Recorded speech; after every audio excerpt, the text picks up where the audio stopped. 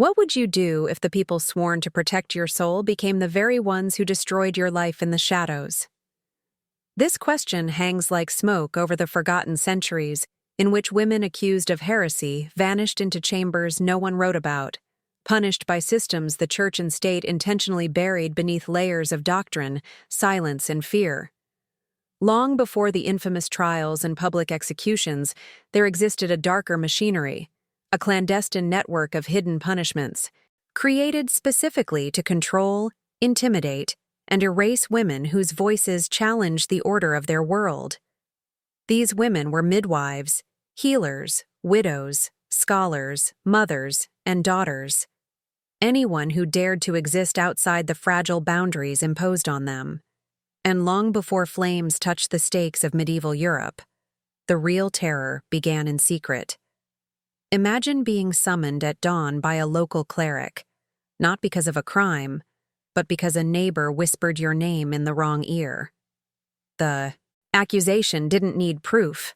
Suspicion itself was enough.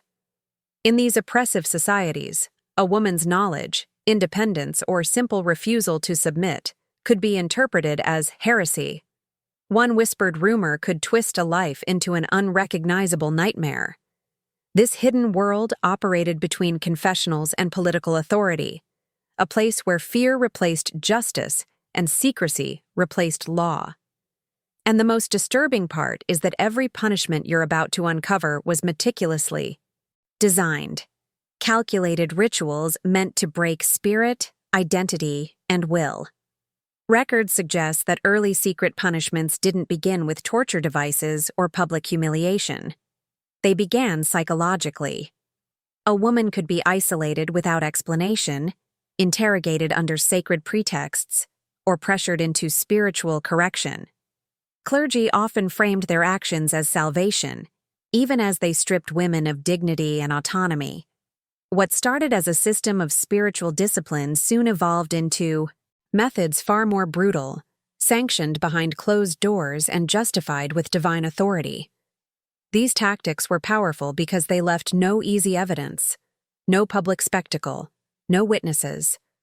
Only the woman and the silent room where her ordeal unfolded. And this raises a chilling truth. The first stage of persecution was not the physical punishment, but the manipulation of belief.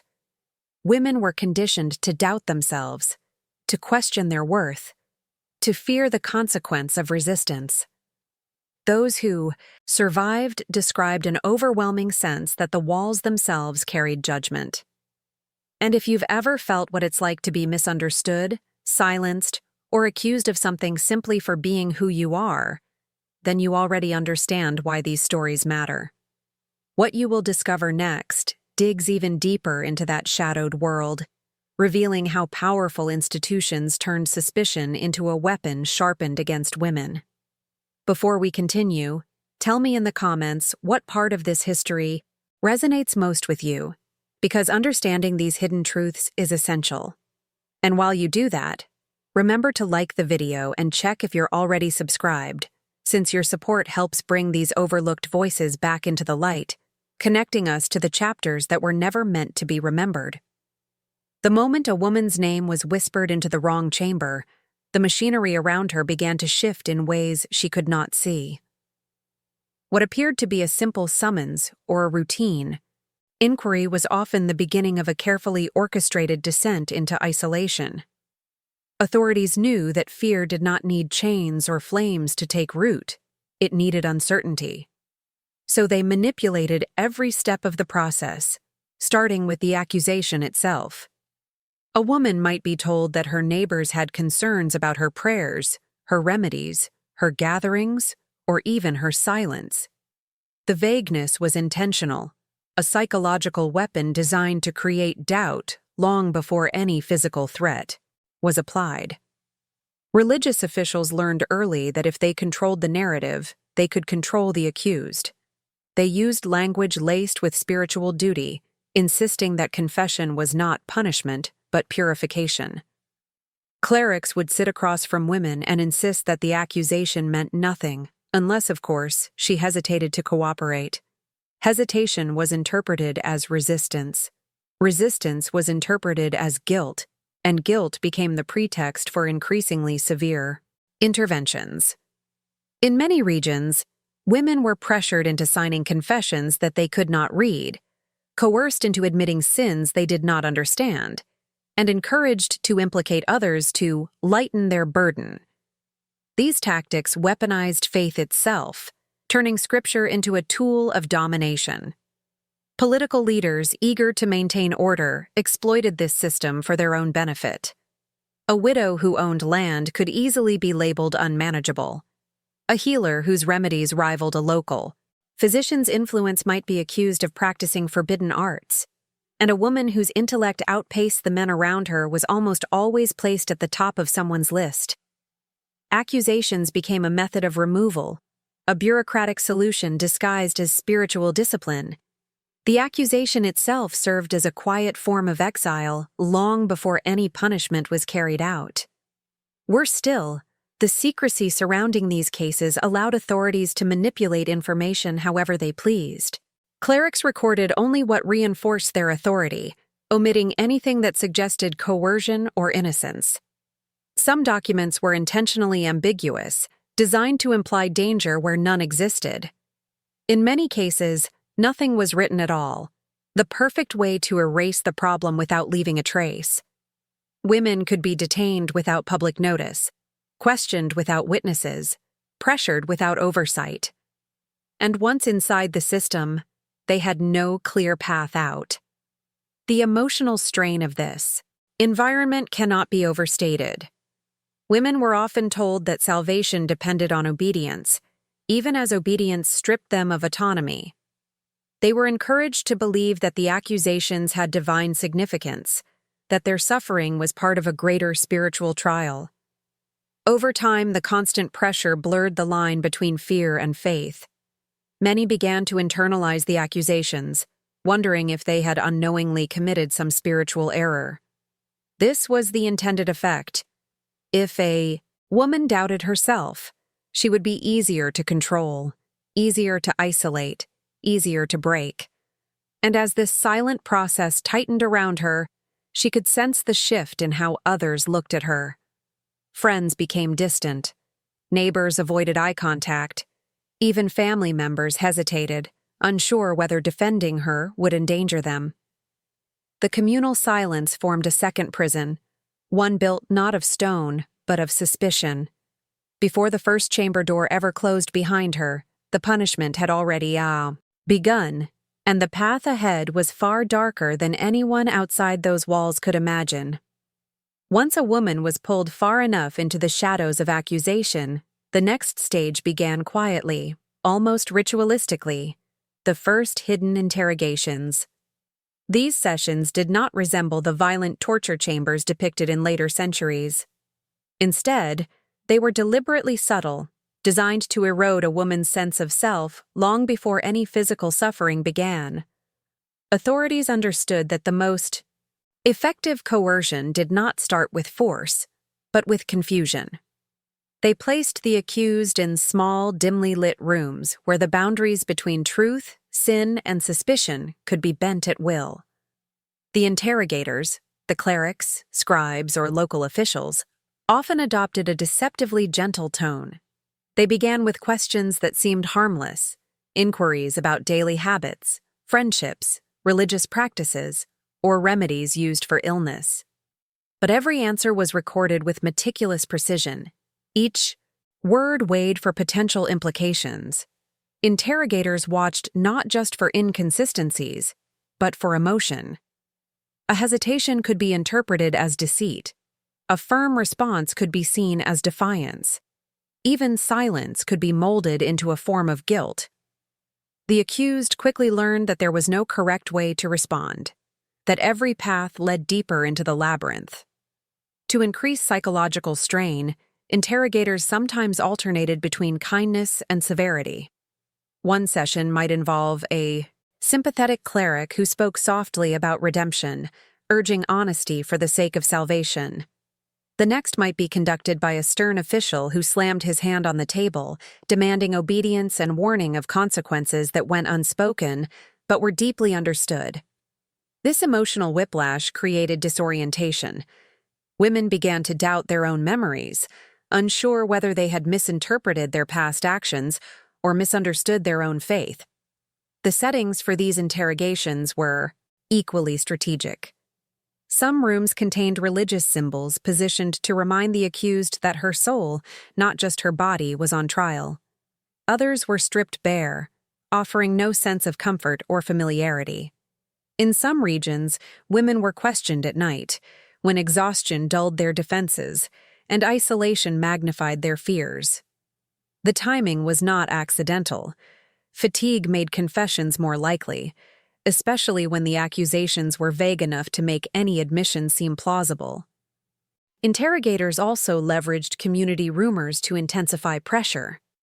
They would casually mention that neighbors had expressed concerns, that clergy had observed unusual behavior, or that whispers had reached the ears of powerful officials. These statements were often fabricated or exaggerated, but they planted seeds of insecurity. A woman who once felt anchored in her community suddenly felt alienated from it, unsure whom she could trust, or who might be waiting outside those walls to condemn her further. But the true design of these early interrogations was to test boundaries, how far a woman could be pushed psychologically before physical measures were introduced. Officials took note of which accusations caused her voice to tremble, which questions made her avert her eyes, which subjects brought flashes of anger or fear. These reactions shaped the next steps, allowing them to tailor their methods to each woman individually. It was a personalized system of coercion long before the concept existed, a methodical study of weakness dressed in the language of spiritual duty. By the time the final questions faded and the door closed behind her, the accused often felt hollowed out, disconnected from her own thoughts. She had been told she was dangerous without knowing why, sinful without understanding how, and vulnerable without anyone saying to whom. And as she was led away from that room, the true purpose of the interrogations became painfully clear. The system was preparing her for something far more severe, something that would shape the rest of her ordeal in ways she could not yet imagine. As the psychological interrogations deepened, the authorities transitioned into a far more controlled and calculated stage, the isolation chambers specifically designed to dismantle a woman's identity piece by piece. These spaces were not the dramatic dungeons described in sensational tales, but quiet, controlled environments built to unmake a person from the inside out. It was here that the true machinery of hidden punishment revealed itself. A woman was no longer simply accused. She was now contained, studied, and shaped according to the will of those who believed her soul needed correction. The chambers themselves varied across regions, but they shared the same intention. Some were narrow and windowless, allowing no sense of time or direction. Others were austere, containing only a stool or a slab of wood, forcing the accused to confront nothing but her own thoughts. The silence was deliberate, engineered to amplify fear and confusion until they became indistinguishable. For many women, the absence of noise was far more terrifying than the threat of physical force. In the quiet, every memory felt distorted, every doubt magnified, every accusation echoed. These chambers were monitored closely, even when they appeared empty. Officials observed how long a woman remained standing, whether she paced or remained still, whether she whispered prayers or pressed her hands against the walls in search of a crack of light. Every detail was interpreted as evidence. If she prayed too fervently, she was hiding something. If she remained silent, she was resisting. If she wept, she was unstable.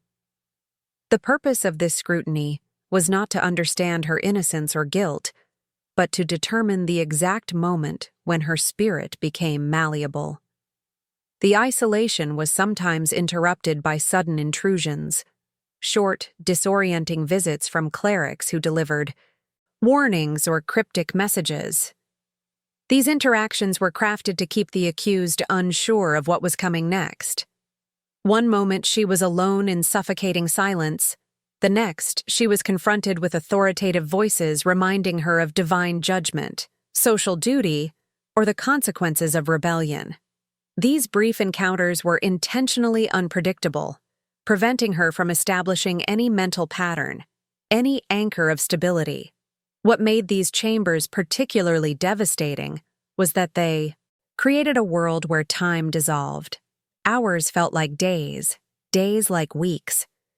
Without the rhythm of ordinary life, voices, sunlight, communal activity, many women felt severed from themselves. Their sense of identity loosened, their memories blurred, and their confidence eroded. This erosion was precisely what the authorities wanted. A woman who no longer trusted her thoughts was far easier to control, far more likely to accept whatever narrative was forced upon her when the next phase began. Some chambers were designed with symbolic elements intended to heighten spiritual confusion. A single flickering candle might be placed in front of a religious inscription, casting shadows that twisted across the walls. A cross carved into stone might loom overhead, reminding the accused that her torment was being framed as a sacred duty. These details reinforced a message that was never spoken aloud, but felt deeply. Resistance meant defiance not just of men, but of God. By the time a woman was removed from these chambers, she often emerged physically intact, but emotionally fragmented. Her voice was softer, her steps hesitant, her thoughts clouded by the relentless uncertainty she had endured. And although she had not yet reached the harshest stages of punishment, the isolation had already done its work. It prepared her for what came next, weakening the foundation she once relied on to understand her place in the world. If this part of the story stirred something in you, share your thoughts in the comments, because the way these hidden chambers shaped the fate of so many women still echoes through history in ways we rarely acknowledge. Once a woman was weakened by isolation, authorities introduced a new layer of control that was far more insidious than anything she had faced before: the so-called purification rituals. These ceremonies were presented as spiritual correction, but beneath the sacred language and ceremonial gestures lived a brutal system of psychological and physical domination. The rituals served a dual purpose. They asserted the authority of the institution while simultaneously convincing the accused that her suffering was somehow a necessary step toward redemption. The cruelty was concealed beneath religious symbolism, transforming punishment into something that appeared righteous. Women were often escorted into dimly lit rooms filled with incense, chanting, and symbols of divine authority. At first glance, these spaces seemed peaceful, but the ritual itself quickly revealed its darker intentions. The accused might be ordered to kneel for long periods, recite confessions she did not believe, or undergo cold water ablutions meant to wash away spiritual impurity. Over time, these acts caused physical strain, numbness in the limbs, trembling muscles, shallow breath. But the officials overseeing the ritual interpreted every expression of discomfort as resistance. This allowed them to escalate the process under the guise of greater purification. In more severe variants, women were forced to endure extended fasts as part of their supposed moral cleansing. Days without sufficient nourishment made them dizzy, weak, and disoriented. Their vulnerability was then used as further proof of their spiritual instability. Some rituals included repetitive chanting meant to break mental resistance, with clerics urging the women to surrender their will. The combination of physical depletion and relentless spiritual pressure created a powerful psychological storm. Women often reported losing track of time, feeling detached from their own thoughts, or experiencing overwhelming waves of guilt for crimes they had never committed. One of the most damaging elements of these rituals was the demand for public repentance in front of religious officials. Although the audience was small, the humiliation was immense. Women were required to describe their supposed sins in detail, even if they had to invent them to satisfy their interrogators. Any hesitation was met with accusations of pride or deception. The intention was not to find truth, but to force submission. Each word spoken in these coerced confessions tightened the grip of the institution over the accused, making her dependent on the same people who orchestrated her suffering. Some rituals incorporated symbolic objects, stones meant to represent burdens, ropes symbolizing moral entanglement, or candles representing purity. Women were told to carry, grasp, or kneel beside these objects for extended periods, even when exhaustion made it difficult to stay upright. These symbolic acts, though seemingly harmless, created a psychological association between obedience and pain. The accused learned that compliance brought temporary relief, while resistance brought immediate escalation. Slowly, her mind adjusted to the rhythm imposed by her captors. Perhaps the most devastating consequence of these purification rituals was how effectively they distorted a woman's perception of herself. After repeated sessions, many women began to internalize the guilt that was projected onto them. Their confidence eroded, their identity felt fractured, and their sense of spiritual worth was replaced with anxiety, shame, and confusion. The rituals did not simply punish the body. They reshaped the spirit, preparing the accused for whatever the authorities decided her fate should be next. By the time the purification phase ended, the woman standing before her accusers was no longer the same person who entered the system. She was drained, compliant, and uncertain of her own reality. The rituals had accomplished their hidden aim, to make her believe that the institution's authority over her life, body, and soul was absolute, leaving her vulnerable to the next, far more public forms of punishment that awaited in the shadows just ahead. By the time the purification rituals had stripped a woman's sense of identity down to a fragile thread, authorities shifted their attention towards something far more visible and socially strategic: public humiliation disguised as moral correction.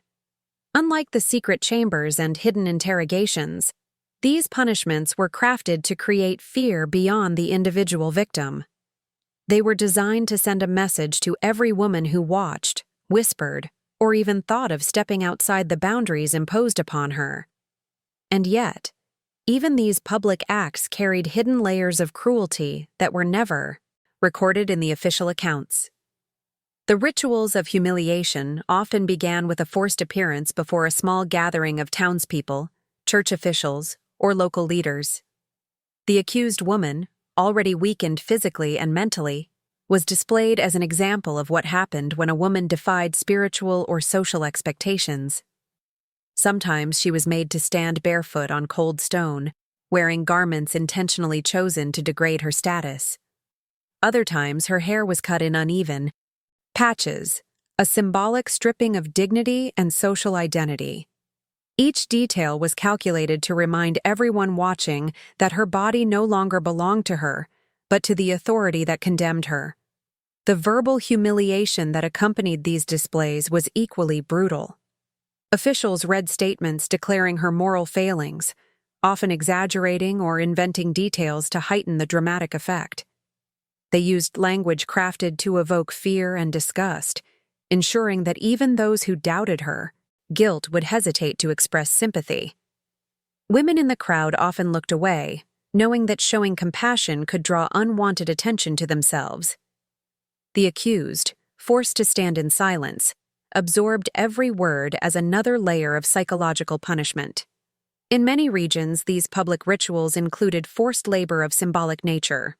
A woman might be ordered to scrub church steps, clean public squares, or carry heavy stones representing the weight of her supposed sins.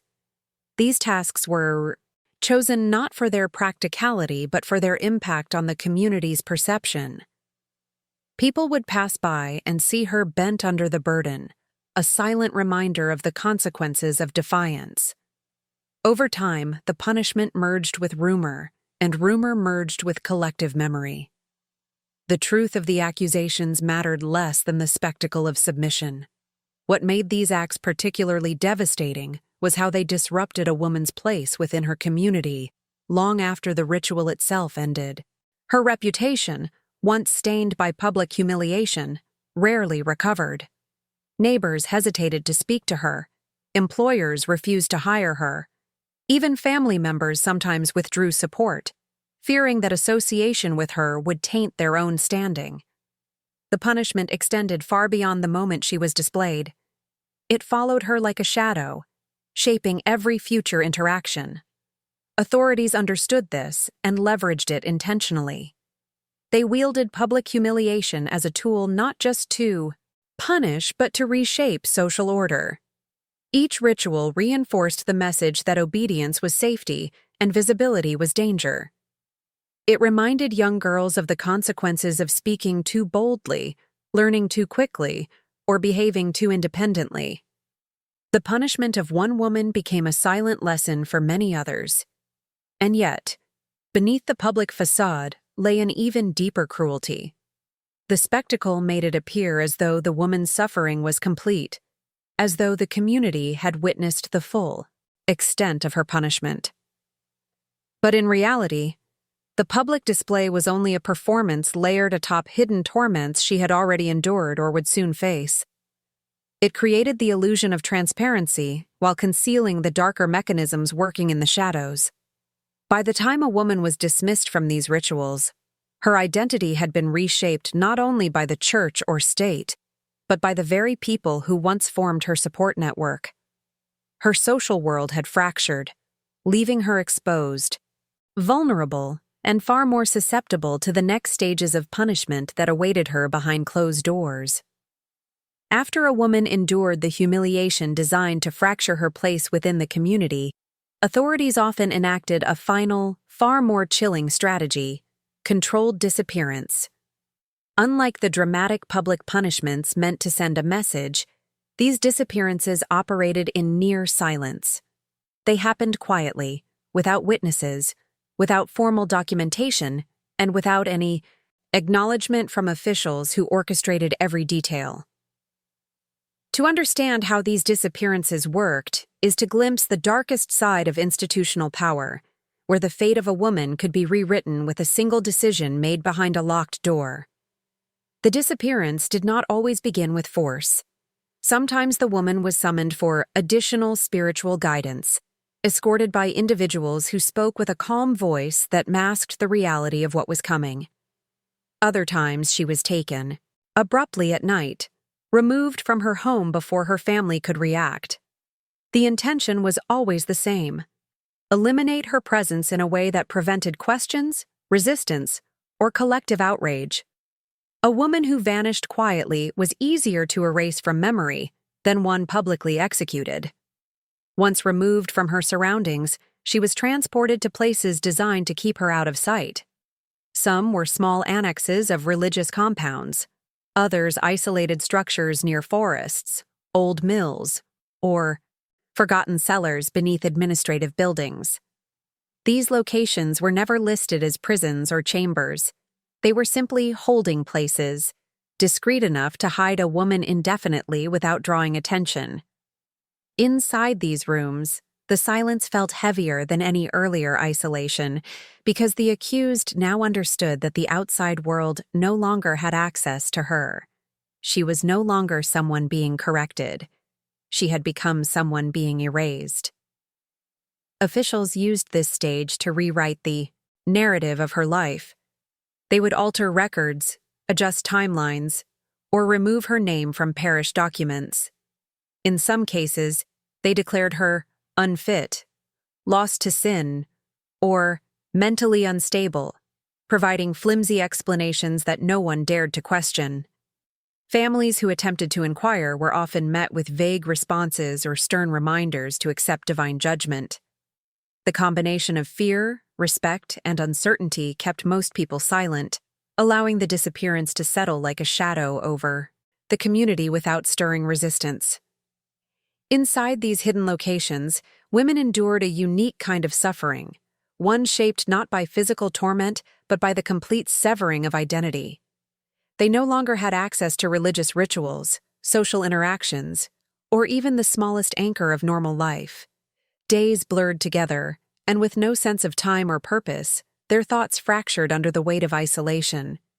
It was common for women to lose track of their own memories, forgetting the rhythm of their previous life or doubting whether anyone still remembered them at all. Authorities sometimes used these disappearances strategically, releasing a woman only after her spirit had been subdued to the point where she posed no threat. She returned altered, quieter, less connected to who she once was. In other cases, the disappearance became permanent, with no explanation offered. The community slowly adjusted to her absence, and over time, her story dissolved into rumor, prayer, or silence. The goal was always the same: to ensure that whatever she represented, knowledge, independence, defiance, never resurfaced. What makes these disappearances so disturbing is how effectively they concealed the violence being committed. Without a body, without a trial, without public documentation, the institutions responsible maintained the illusion of order and righteousness. And all the while, countless women slipped into the cracks of history, leaving behind only faint traces of their existence, if any at all. If this part of the story made you reflect on how many voices were intentionally silenced, share your thoughts in the comments, because remembering these women is the first step in restoring the truths that were taken from them. When a woman emerged from a controlled disappearance, if she emerged at all, she often faced yet another stage of punishment, one that operated with a silent brutality far more enduring than any public ritual. These were the prolonged torments, carried out under the guise of continued correction, sanctions justified as necessary spiritual intervention. Unlike earlier phases, these punishments did not rely on spectacle or secrecy alone. Instead, they combined both, creating a system where suffering was extended not to extract information or confession, but to reshape a woman's very understanding of herself and her place in the world.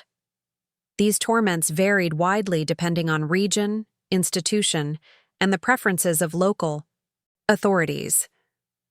Some women were subjected to repetitive, exhausting physical tasks that wore down their bodies over days or weeks. They were made to perform motions that had no practical function, lifting weights, kneeling for hours, carrying buckets of water only to pour them out and refill them again. Each task was deliberately pointless, designed to break the sense of purpose that anchored a woman to her identity. Over time, the repetitive strain blurred the boundary between physical pain and mental erosion, creating a cycle from which there seemed to be no escape. Other forms of prolonged punishment were psychological in nature. Women might be required to listen to sermons for hours, delivered in monotone by clerics who repeated accusations, scriptures, warnings, and condemnations in endless loops. The intention was not spiritual enlightenment, but cognitive saturation. After a while, the words lost their meaning and became an oppressive drone, filling the mind with noise that drowned out independent thought. It was an assault on clarity, designed to keep the accused suspended in a fog of confusion and guilt. Some women were placed in semi-isolation, allowed limited movement, but denied any meaningful interaction with others. They might be escorted through corridors but forbidden to speak. They might be allowed to see sunlight, but not to feel human companionship. These controlled environments were crafted to mimic freedom, just enough to intensify the pain of its absence. In many cases, this stage lasted far longer than any official documentation indicated, stretching on until a woman's sense of time dissolved into uncertainty. Food deprivation was another tool frequently used during these prolonged punishments, though rarely to the point of starvation. Instead, women were given intentionally inconsistent portions, enough to keep them alive, but never enough to make them feel stable or grounded. Some days, they received a crust of bread, other days, a bowl of broth, and occasionally nothing at all. This unpredictability weakened the body and destabilized the mind, reinforcing the sense that their fate depended entirely on the whims of their captors. The emotional consequences of these prolonged torments were profound. Many women began to internalize the narratives imposed on them, believing they were inherently flawed, spiritually tainted, or undeserving of mercy. Guilt and shame became constant companions, even when the accusations had been baseless. This psychological collapse was often interpreted by officials as evidence that the punishment was working, reinforcing their belief in the righteousness of their actions. What made this stage particularly insidious was its invisibility. Because the punishments took place away from the public eye, there were no witnesses to question the methods, no records to expose the brutality, and no protections for the women trapped inside this cycle. The institutions responsible could claim moral authority while quietly dismantling lives behind their walls. And in the absence of documentation, historians centuries later would struggle to trace these experiences, uncovering only fragments of testimony and scattered evidence. By the time a woman reached the end of these prolonged torments, she often existed in a state of quiet surrender. The vibrant, defiant, or simply ordinary person she once had been was now distant, obscured beneath layers of exhaustion and indoctrination. But the system was not finished with her yet. There remained further consequences that stretched far beyond her own suffering, affecting families, communities, and the collective memory of the world she once belonged to. As the prolonged torments quietly reshaped the inner world of the accused, the consequences began to radiate far beyond the walls of the institutions that held them. Entire communities felt the impact of these punishments, even if they didn't fully understand what had happened. Families were left in states of confusion and fear, unsure whether to grieve, to search, or to pretend nothing had occurred. The absence of information created a vacuum where speculation thrived, and the silence surrounding a woman's fate became its own form of violence, one that extended outward and lingered long after her ordeal. For many families, the disappearance or prolonged punishment of a woman meant an immediate shift in social standing. Neighbors became cautious, wary of associating with a household touched by accusations of heresy. Invitations to gatherings dwindled. Business relationships faltered. Even distant relatives felt compelled to distance themselves, knowing that guilt by association was a very real threat in these tightly controlled societies. The emotional toll was immense. Parents of accused women lived in constant anxiety, unsure whether their daughters were suffering, alive, or condemned. Husbands were often pressured to remarry, as though erasing the accused woman would solve the spiritual stain believed to linger over the household. Children carried the heaviest burden. In some regions, the sons and daughters of accused women were marked socially, treated as untrustworthy or spiritually tainted. Their education or apprenticeship opportunities dwindled. Other families refused to let their children play with them. In extreme cases, children were placed under the supervision of religious officials who claimed they needed protection from their mother's alleged influence. These interventions fractured familial bonds, creating wounds that persisted across generations. Communities, too, were changed by these punishments. The removal of women, whether temporarily or permanently, created gaps in social structures. Midwives, healers, and caretakers were often among those accused, leaving villages without essential knowledge and support. The loss was rarely acknowledged directly, but it manifested in rising mortality rates, increased fear surrounding childbirth, and a heightened dependence on male-dominated institutions for guidance and health.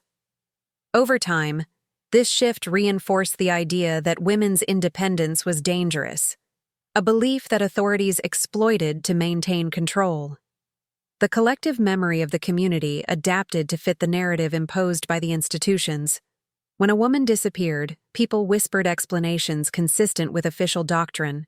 She had lost her faith, she had succumbed to darkness, she had threatened the moral order. Few dared to question these narratives openly. To express doubt was to invite scrutiny, and scrutiny could quickly become accusation. The silence was not simply passive, it was protective. People swallowed their uncertainty to preserve their own safety. Yet beneath this silence, a quiet unease grew. Some individuals noticed patterns, how the accused were often women who had influence, knowledge, or autonomy. Others recognized how quickly fear spread when authorities hinted that heresy had touched their community. Still, the fear of speaking openly was stronger than the desire for truth. So the community learned to adjust, to reshape its stories, to erase the woman not only physically but symbolically. And in doing so, the system achieved its most powerful form of punishment. It rewrote reality. These erasures had a cumulative effect on society at large. Over generations, the memory of what happened to these women faded, replaced by sanitized histories and moral lessons that justified the institution's authority. Families stopped telling the stories.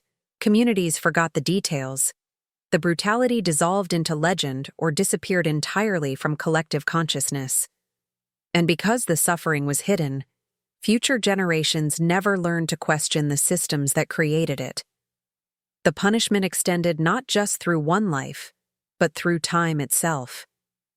By the time these consequences spread through families, towns, and entire regions, the woman's own experience had become only one part of a much larger distortion, one that shaped the entire society in ways both visible and invisible, preparing the stage for the last and most revealing part of this forgotten history. As centuries passed, the silent machinery that had targeted countless women began to erode under the weight of time, but its remnants remained buried, hidden in fragments of parchment, in whispered stories, and in archaeological traces that refused to disappear. It was not a single discovery that exposed this system of punishment, but rather an accumulation of small revelations, coded notes in church archives, unusual architectural features beneath old monasteries, and testimonies recorded by scribes who dared to write what others tried to forget.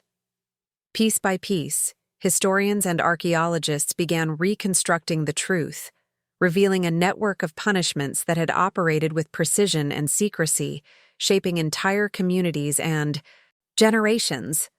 Excavations near abandoned religious compounds uncovered chambers with structural inconsistencies, spaces too small for living quarters, too isolated for storage, and positioned in ways that suggested intentional concealment.